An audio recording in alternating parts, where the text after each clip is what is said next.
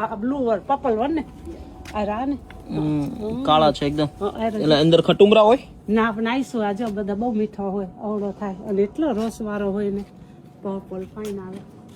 વાહ.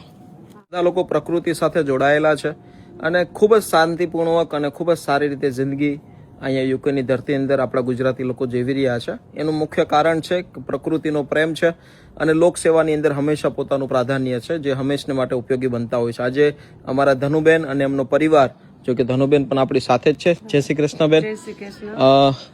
ભૂતકાળમાં પણ તમે ખૂબ સહકાર સપોર્ટ આપ્યો છે બધા લોકોનો. તમે જે પણ કઈ તમને કોઈ આ જ કામ કરીએ અમારે હસબન્ડ નો આભાર કે અમને બધું કરવા મળે.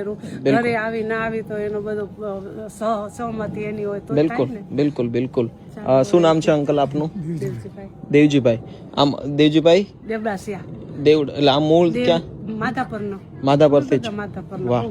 અને આજે તમે ફરીથી જે સમૂહ લગ્નની અંદર દીકરી માટેનો સહકાર આપો છો એની માટે દિલથી ધન્યવાદ, કે આજે તમે તમારી જવાબદારી સમજીને અમને એક નિમિત્ત બનાવો છો.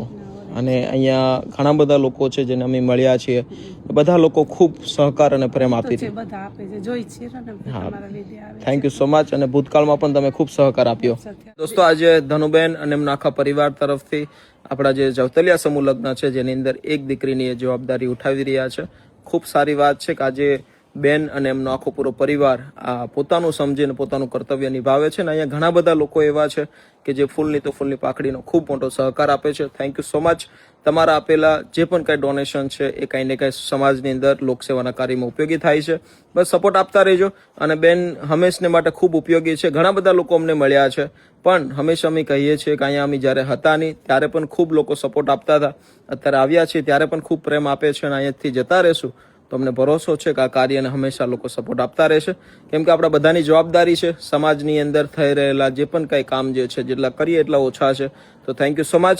થેન્ક યુ સો મચ બેન. ફરીથી ઈશ્વર તમને ખૂબ જાજુ તંદુરસ્તી આપે. સુખી રહેજે મારો ભાઈ. Thank you so much. Thank you.